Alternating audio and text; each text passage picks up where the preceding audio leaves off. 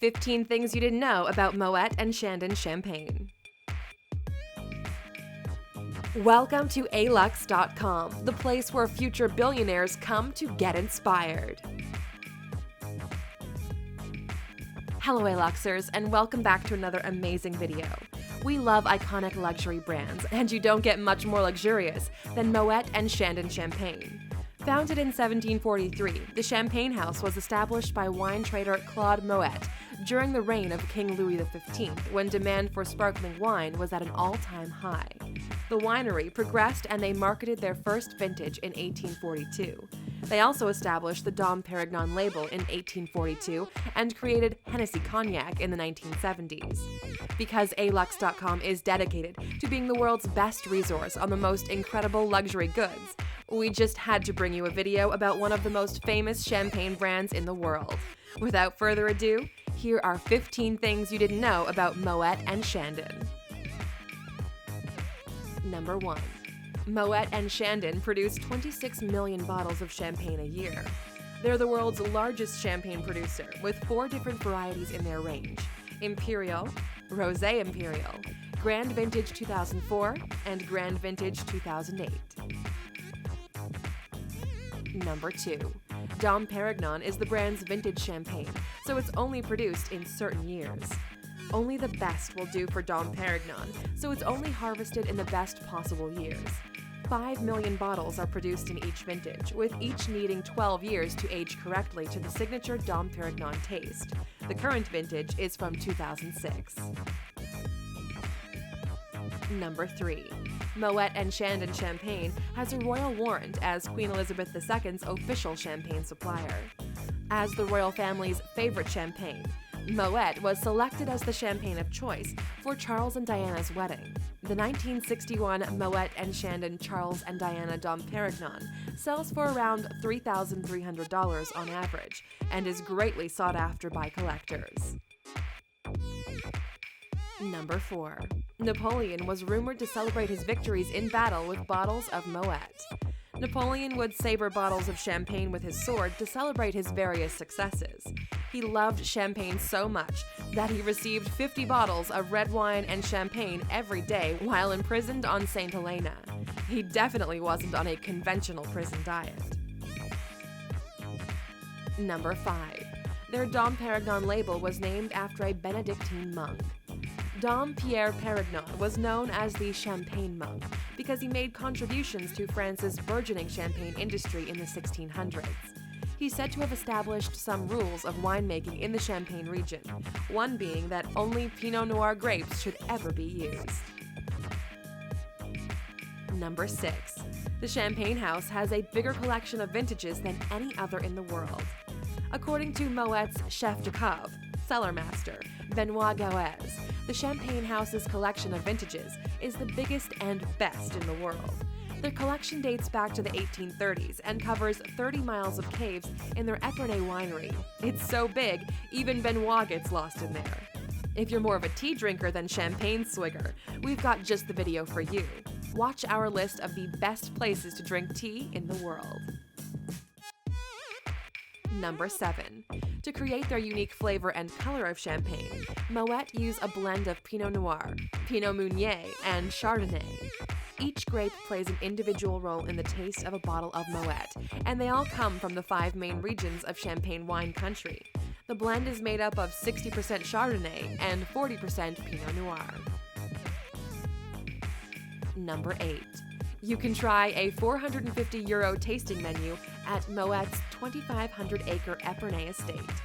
The PopUp Restaurant is headed up by 3 Michelin-starred chef Yannick Aleno, and it's extremely hard to get a reservation. When you do book, you have to book a table of 4 or more to encourage a collective celebratory experience.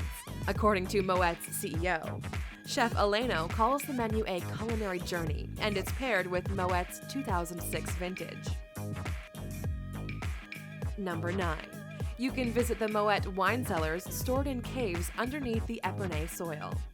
10 to 30 meters underground are the Moët champagne cellars. It's such a labyrinth that it spans 17.4 miles and is the largest in the whole Champagne region. Bespoke tasting sessions are available throughout the year.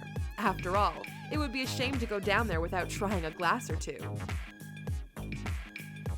Number 10. Moët is a part of the largest luxury group of businesses in the world. Hennessy Cognac and the famous French fashion house Louis Vuitton merged together in 1987. They became Louis Vuitton Moet Hennessy and collectively brought in 16 billion euros in 2004. Over 10 years later, this is bound to be much more, and they're still considered the largest luxury group in the world. Number 11. Moët's Domaine Chandon outpost in the Napa Valley was the first French-owned sparkling wine venture in the U.S.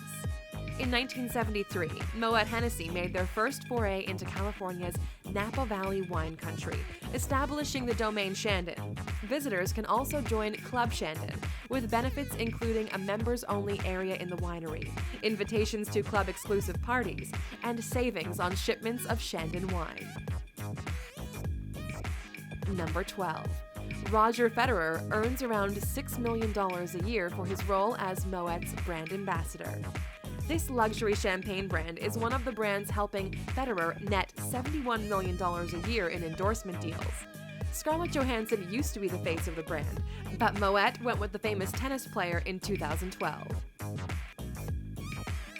Number 13. Moët sponsors Formula One, but isn't what the winners spray at the podium. Moët replaced Mumm Champagne in 2016 as the official sponsor of Formula One. They have a strong connection to the sport. A Magnum was presented to the first winner in 1950, but their champagne isn't what's sprayed in celebration at the end. In 2016, it was announced that the drivers were spraying slightly cheaper sparkling Chardonnay from the Chandon Brut bottles. Not the real deal. Number 14. Chef de Cave Benoit has said himself that some vintages are outstanding, but another year can be awful. The nature of a particular vintage is reflected in the taste and particular year it was grown. The weather and the growing conditions will affect the taste of it, so if one year is too dry or too wet, it can dramatically affect the taste. Number 15. The correct pronunciation of Moët is Moët. The French name might make people assume that the T is silent, but it isn't. The family name apparently originates from the Netherlands in the 1400s, after a relative shouted, "It must be so." Het Moët zo zijn in Dutch while fighting the English. Moët stuck after the incident and became the family name. After all that, you're probably craving a chilled glass of bubbly Moët and Chandon. This iconic brand is one of the most well-known and influential in the Champagne region of France, and for good reason. Their cellar is legendary, their name is synonymous with luxury and fine French tastes, and they continue to be a major international brand. If you had a champagne lifestyle, would you be a Moët fan, or would you stock up on the slightly sweeter brands like Cristal or Veuve Clicquot?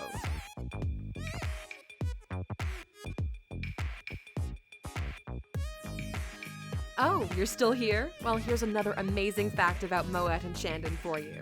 The champagne brand has been dropped in 13 different songs, with Notorious B.I.G. and Nas referencing it more than any other artists. Thank you for spending some time with us, Aluxer. Make sure to subscribe so you never miss a video. If you want more, we handpicked these videos you might enjoy, or head over to Alux.com for the best in fine living content on the planet. Be a part of the largest community of luxury enthusiasts in the world and tell your story.